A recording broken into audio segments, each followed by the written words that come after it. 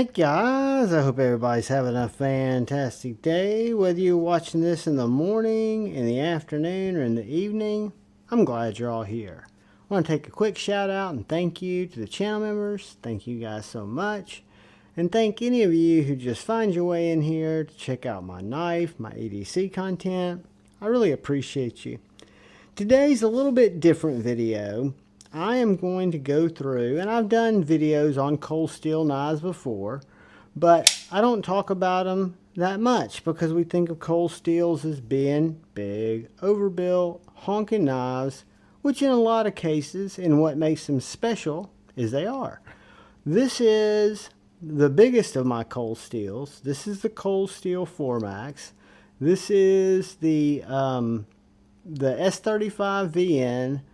I think it's made in Taiwan. It is list for $3.99. I got it on sale at what's it called? Midway. I got it on sale at Midway for, I want to say, $1.99. Maybe it was $2.99. I forget, but it was a really good price for what it was. I'd had a Scout, but I really wanted this guy. This is a beast of a knife. It is super thick, drops shut. I can reverse finger flick it. If I put my finger up front, it literally drops to my finger and then drops shut. It was a little thick, but I had Satu Dave do a regrind on it, and then I put an edge on it. So this has all been hollowed out, and this has still been left kind of as a compound grind with a little bit thicker tip. So even though this is a big knife, it carries great in the pocket, and it is an absolute slicing beast.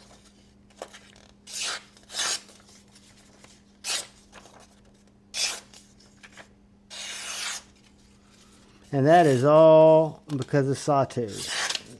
Satu's work made it a great knife. I really like it. I liked it beforehand.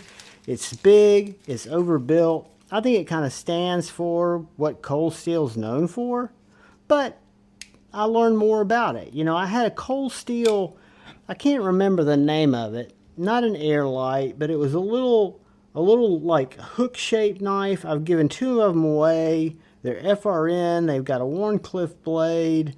It's just a great box opener, has a great choil.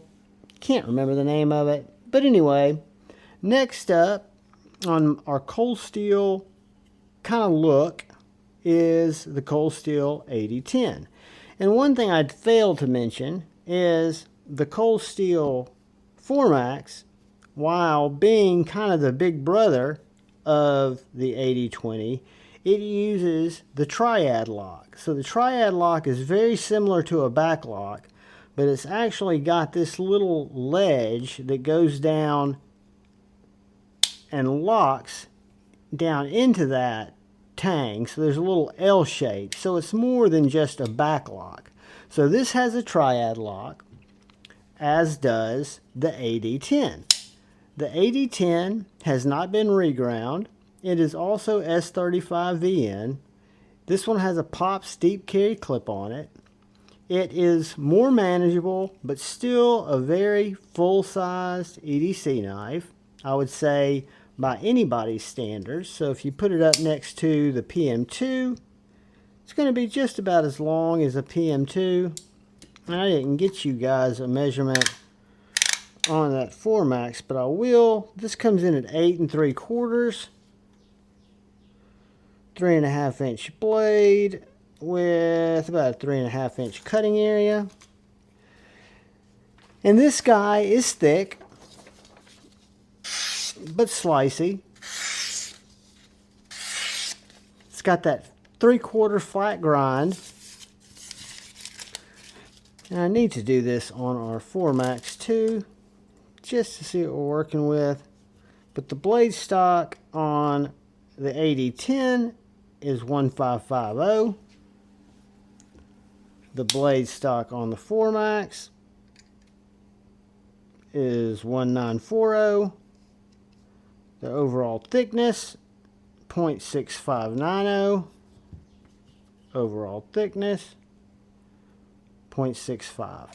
So they're very similar in size. The length is going to be longer, of course. So we break out our tape measure on our 4-max, and we're 10 inches with a 4-inch blade and about a 4-inch cutting area. So that is an absolute beast. Both of these have triad locks. I think they're both great locks. One of my favorite cold steels is coming up next, and that is the Cold Steel 8015. Now the 8015, this one's a little bit different. I was putting too much pressure on my Scorpion lock. It utilizes a Scorpion lock, another Demco lock, where you've got this under pressure that springs back here, and when it rolls around, it locks down into that lock, which gives you a super locked up knife. And then when you hold it, you're further pushing pressure down into that lock. It's got an aftermarket clip on it. It's also got aftermarket original goat scales, and the original goat scales are made in America, and they're also set up with bearing pockets. So this cold steel has skiff bearings with it. It has also got the Sawtooth Dave hollow grind, which makes it very slicey. But the bearings also make it very manipulatable. I knew I could say that right. But if I wasn't under here, I can really get it flipping, open and closing with no problem. Fantastic knife. A lot of people wrestle with this knife. A lot of people aren't crazy about this knife. I'm a huge fan. I love the Scorpion lock. It's probably my favorite Demco lock because I think it's so unique. Again, you can pull it back and flip it open if you want to. I never would. Or you can just not put a lot of pressure on it. Gives yourself natural detent. Great knife. Very pokey stabby. Very nice regrind. But again, a heavier knife. So this knife is going to clock in. Why am I having so much trouble reverse flicking it? I'm putting pressure somewhere. Let's take a look at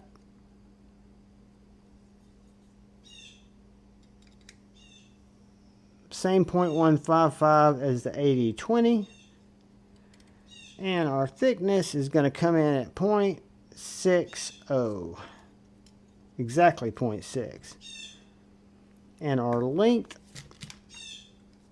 on this 8015 is going to be right around the size of the 8020. It's going to come in at 8.5 inches with a 3 3/4 inch blade, 3.5 inch cutting area. Very nice trigger, 4.5 inches from here to here. I haven't been doing that on all those, but I'm sure that bores you guys pretty much. So again, another bigger, full-sized, beefy cold steel. But alas, there are more EDC-able cold steels. This is a knife I got early on in my collecting. It was a knife that was ranted about by Nick Shabazz, probably one of his favorite knives, and it was a knife that made me, or his review made me very interested in it. It has a standard back lock, if I'm not mistaken. It does not have the triad lock. I could be wrong there. It drops. It's on washers. I can reverse flick it. I can thumb flick it. I can thumb flick it. I can slow roll it. But it's a much thinner package. G10 liners. It has got S35 VN coated blade. Very light. Has a great forward finger choil. And I've been steering you guys wrong on these, and I do apologize, because you can get these guys now, and I'll have these links out there for you to look at. But the 8015 without the scales is going to come in about 152 bucks. And then we've got the 8020 that's going to come in right around $144 in S35VN. And then this guy, I did tell you, lists for $3.99 now. I'd go to Midway. I found it as low as $1.99, I think is what I paid for it. And then we've got the American Lawman, the one we're looking at now. This guy's, I think, is one of the best value knives and one of my favorite cold steel EDC knives. It lists for right around $122. Quality materials, where you've got these G10, not FRN scales. You've got this DLC coated blade, S35VN. This is the factory edge, and it's very slicey and toothy. It could, of course, be really honed up because these knives sharpen great, but it doesn't need anything. It's very slicey. Very light compared to a cold steel. For example, and I don't want this to be too painfully long, but let's get an idea of the weight. 4.25 ounces. And just compared to our 7 ounce 80/20, our 5.5 ounce 80/15, 4.2 ounces on our cold steel American Lawman. And this guy is going to weigh in at kind of a medium-sized knife, right at 8 inches. 3¼ inch blade, 3-inch cutting area. I've got a nice grip of about 4.5 inches because I use this choil.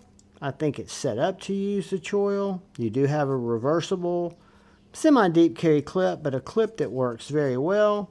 This knife, again, is very drop shutty for a knife with washers. You just have to keep your finger pushed close up here so that the blade does not come into contact with your finger. But that is the American Lawman. It is going to have the thinnest blade stock we've seen yet at 0.1355 with a handle of 0.3975. So even though it is a hard use, well-built knife, it's going to be a lot thinner. It's going to be a lot more EDC-able than some of the other cold steels we've looked at. So moving on, we come to kind of a big boy that is, in my opinion, a great knife. I just slammed it into the table. This is the Cold Steel SR1 Lite.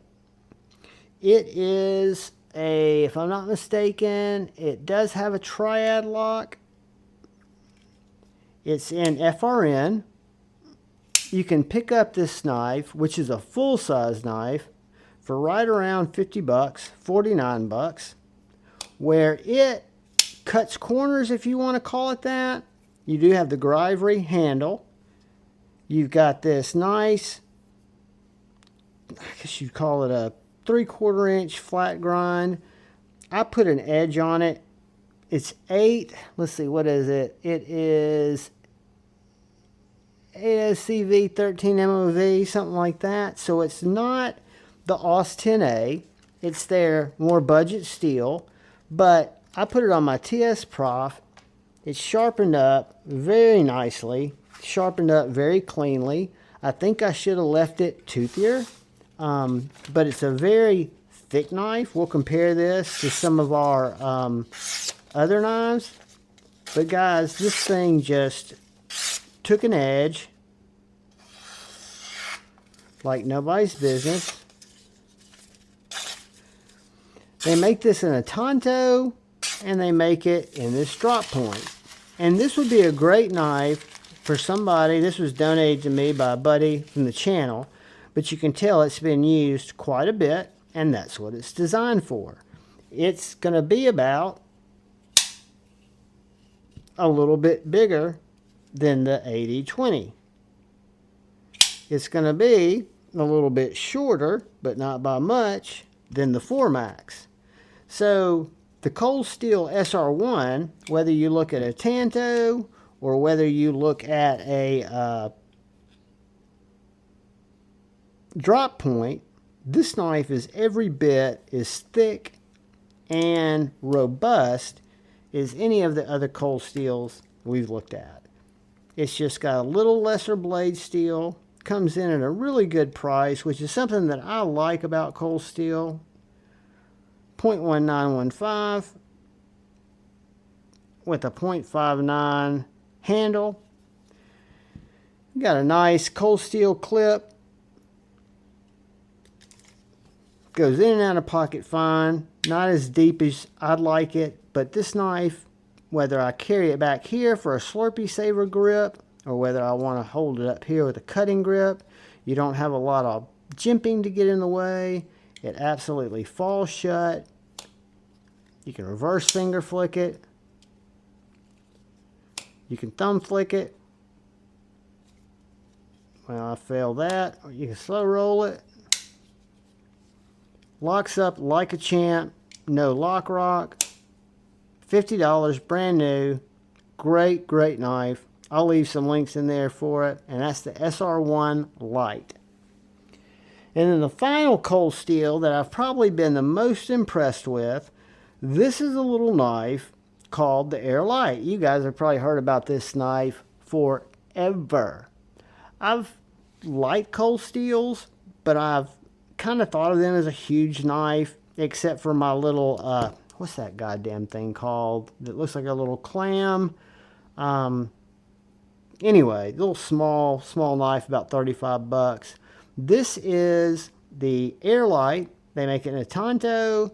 They make it in a drop point. It's even going to be thinner than my American Lawman.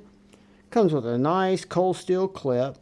This one is going to be AUS 10, not 8RCRV or whatever that was.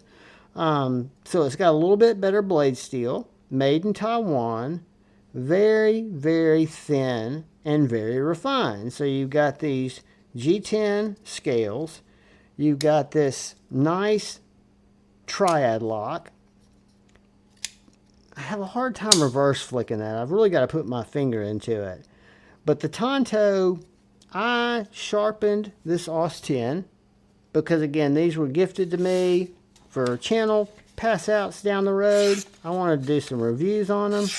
The AUS 10 sharpened great. I did not mess with the Tanto because it had plenty of bite, but it's a stabby, pokey, jabby, kind of a full-sized, thin knife. So I look at this kind of as a gentleman's tactical knife. It's a knife that really made me want to make this video about Cold Steel. I wish I had my little something light, the little tiny one, because it's totally different. So this is going to be a little bit bigger than our bug out. But guys, it's thinner than our bug out. 69 bucks. Nice size knife. It is going to clock in right at 8 1/8 inches with a 3.5 inch blade, little over 2 3/4 inch cutting area there, about 3/4 there, and then a very comfortable handle of 4 inches. If you hold it right in here, whether you go above here or not, you've got this nice jimping that kind of gives you a little upward slope to lock your hand in. And I just think it's a fantastic worker. You've got this really thin blade stock. I say really thin. It's 0.1270. The overall thickness of this knife is 0.3490. So it is small, but yet long, but carries in the pocket very thin. I think our last light one was 4.5 ounces. This is 3.2. Yeah, so it is a good bit lighter than our American Lawman. So that is the Cold Steel Airlight. All these are still available, and I've put links, they're affiliate links. You don't have to use them, but they are in my description, and they will, a lot of them go to Amazon, the Cold Steel store on Amazon, because they seem to come a little quicker. If I couldn't find the knife on Amazon, I would put it to Blade HQ or someone who had it in stock, in case you guys are interested in any of these knives. I don't have a huge Cold Steel collection. I did have that little guy, which I can highly recommend. It's about 35 bucks. It's shaped like a little clam. It's got a flat Warncliffe blade. It's something light, and then they've got a little mini one. One of them's got a 2-inch cutting edge, and the other one has an 1.5 inch. But guys, these are my Cold Steels. The early John thought all Cold Steels were big and bulky, and I love them for that. It's one of the things that I really liked about Cold Steel. And then the American Lawman was one that came into my collection that I really liked. I had a code 4 that I passed along and gifted to a buddy. And then when I learned about this one and learned about this big economical beast and put it on a sharpener and have had some time to actually experience it for 49 bucks, what a great deal on a big ass work knife. Same here for under 70 bucks for just a little tactical knife. I'm kind of impressed with what I'm seeing with Cold Steel now that I'm kind of rediscovering some of these knives. But guys, I appreciate you checking the video out, taking the time. I always love it when you come by. I always ask, if you haven't had a chance and you're so inclined, hit that subscribe button, that bell notification icon. Feel free to like or dislike, but most importantly, please look out for that guy or gal to your left. Please look out for that guy or gal to your right. Please look out for each other. Go forward with love in your heart and choose debate, not hate. I love you all. Peace.